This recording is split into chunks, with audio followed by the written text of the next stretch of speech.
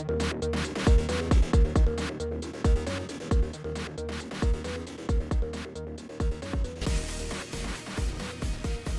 everybody, and welcome. This is Starship Adventures, and today we're back in the world of ham radio again. I want to discuss something that's been a point of contention for me for some time now, and that's the way ham radio schedules events. It's kind of strange.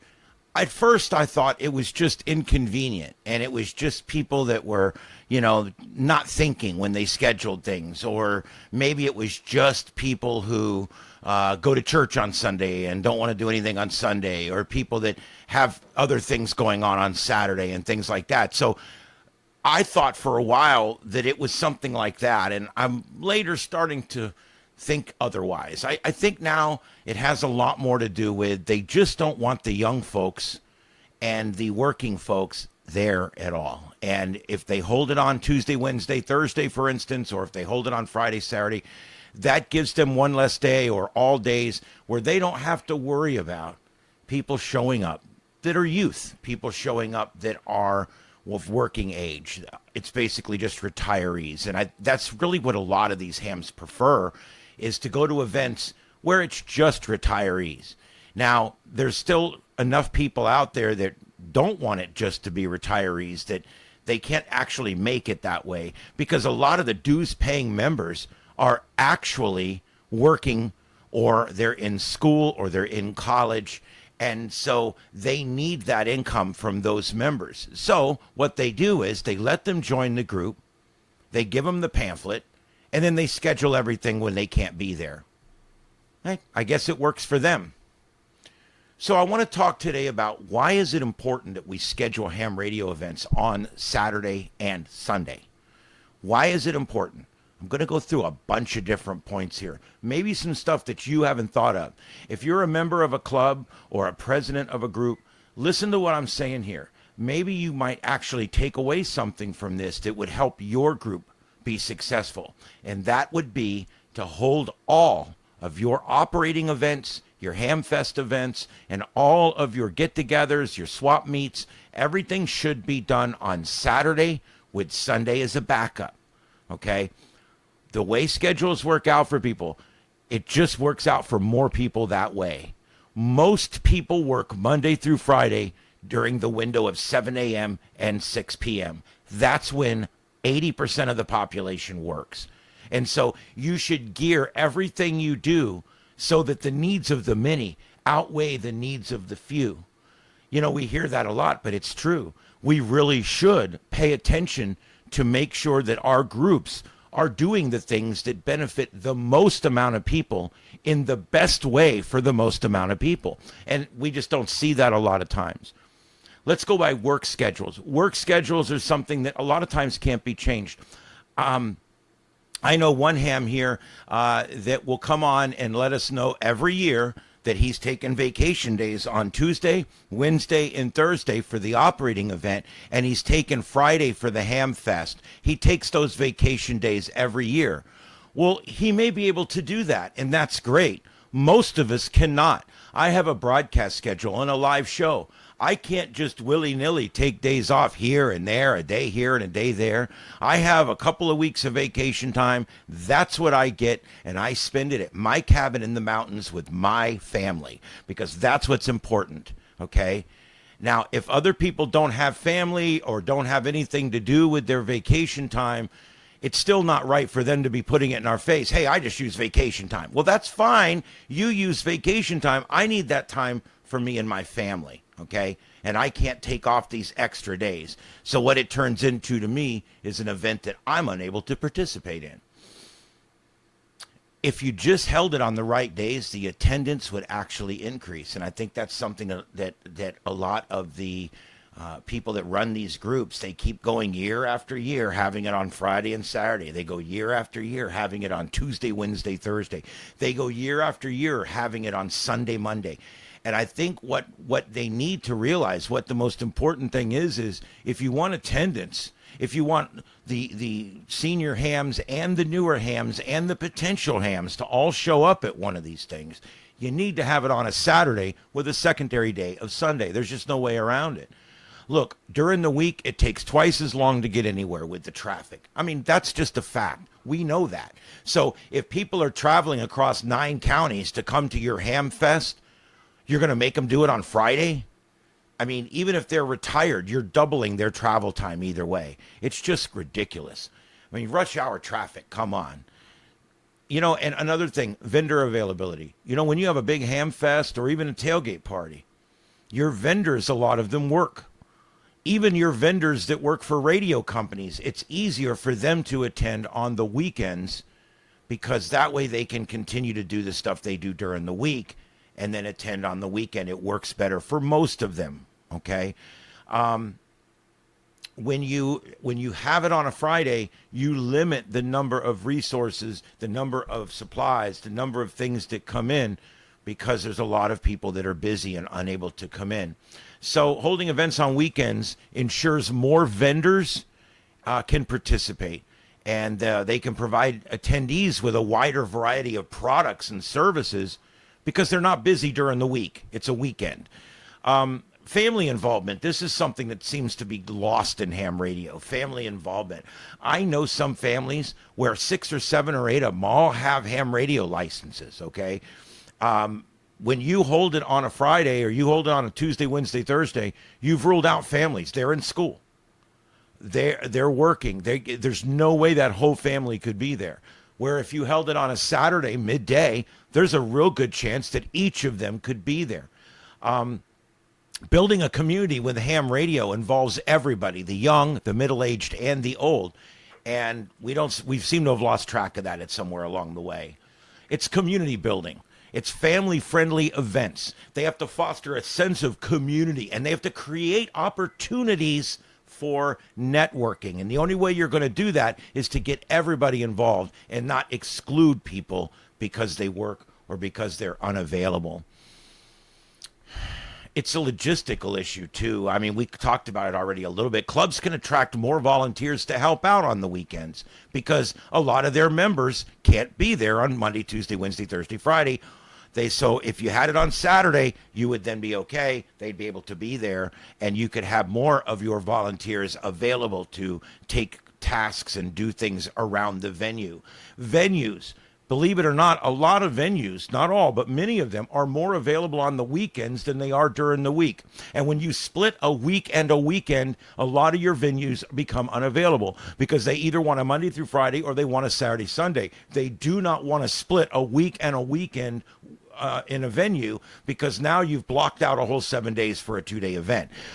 They won't usually do that. So it's a lot easier to find a good venue for your event if you are a Saturday, Sunday event. It's much easier.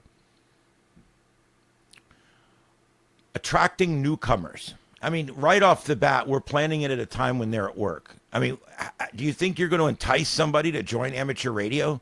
Do you think they're going to be like, oh, I want to do this? I mean, they do everything when I'm at work. This is great. No, that's not what they're saying. And I'm telling you, that's another huge problem here is the fact that amateur radio operators really don't care if more people join or not. And so if you don't show up because it's Friday instead, that's fine. They don't want to deal with it anyway. So attracting newcomers is not really something that it seems to me like most amateur radio operators, especially the retired ones, are even interested in doing. They would actually prefer that no one else joins. One of the biggest things I still hear out there is, man, I wish they still had the code test, and that way all these people wouldn't have licenses. That's disgusting. You know what? That's exclusion. And that's just wrong. And that's exactly what this video is about. How can you engage youth if you do it while they're in school? How can you get new people to want to join, new youths that are in high school or college or middle school? Middle school don't get out till 4:35 in the afternoon. I mean, how can these people participate in anything you're doing? The club here has their big operating event, Tuesday, Wednesday, Thursday, and they schedule it while school is in. And they schedule it while we're all at work. They won't even do it in the evening. They won't even do a noon to 7 or a noon to 8 so we can stop by and get a few hours in on the way home. No, it's 8 to 5. They don't want you there. unless you're one of the old retired guys. That's really about all they really want there. You know, if you just have it on the weekend, you help your members avoid conflicts, both at home, at work, at sports, with other commitments. It's just easier for your members to deal with the situation of getting to your events if your events are scheduled on Saturday, Sunday, which for a vast majority of people are the best days to do them. It's stress-free that way. You know, we're going on Saturday. It's a Saturday thing. If you want to do it, do it. Also, with the weekends, it allows you to do things like flexible timing. You know, you can stay open a little later. You can open a little earlier. The weekends just give you a lot more flexibility than you're ever going to get during the week, and I think that's important. Evening activities, you know, one thing that most of these ham clubs don't think about, because the people that run them are all of an older age, but these ham events, your youth and your younger people don't start showing up till mid-afternoon. And you guys should have a youth function in the evening. There should be a radio campfire or something every evening of every Hamfest to get these young people involved. But instead, we'll schedule it on a day when they can't even come. You'll get more opportunities for sponsorship if it's on the weekend, too. Sponsors are more likely to invest in events that have a strong audience. If your event's on Saturday and Sunday, it's going to have a stronger audience, and therefore it's going to be easier for you to get more sponsorship next year for your event. It just makes sense. The whole thing makes sense. Squelching anything, retard the growth on anything, and it's not proper. It's not right. Okay? And that's what we're seeing here, is we're purposely holding back the reins on the horse here and not letting it run. And it's ridiculous, and it's gatekeeping. When you do it on Saturday and Sunday, you align properly in the work week. Many communities host fairs, expos, and similar events on weekends. This provides cross-promotion opportunities. If you're having a Hamfest and they're having a food tasting a block down the street, you go hire a table at the food tasting, and you put up a thing about ham radio there, and you tell them to drive 2 blocks down. And if you're a new member and you don't have a call, if you're a new person and you don't have a call sign yet, we'll let you in for free. If you really wanted new members, you could get them. Most hams are not interested in getting new ham radio operators. You could pair this up with a lot of things. You could run events simultaneously. You could purposely schedule your event next to another event where people are there for science or collegiate reasons. There's just so many things that could be done that are not being done out there. Aligning with other hobbies, flexibility for attendees. Many amateur radio operators are also involved in other weekend hobbies like hiking, biking, model building, all kinds of neat things. Weekend events make it easier for these people to accommodate multiple events.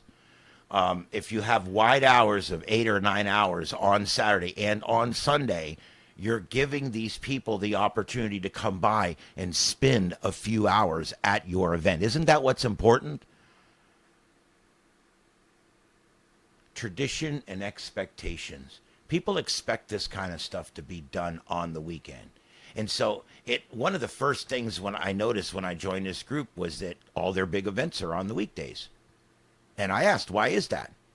And of course, I was told the old answer, well, that's the way it's always been. Then I thought, well, it must be because 2 of the board members are big church people. And I figured it must be that they didn't want, but then I got thinking about it. It wouldn't open till 11 or 12 on Sunday, and their church would be over at 11 and 12 on Sunday.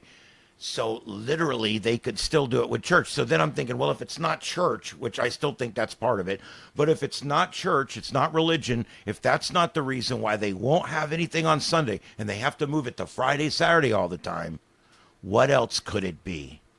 Well, they want a day that's just for retirees. They want a day for themselves.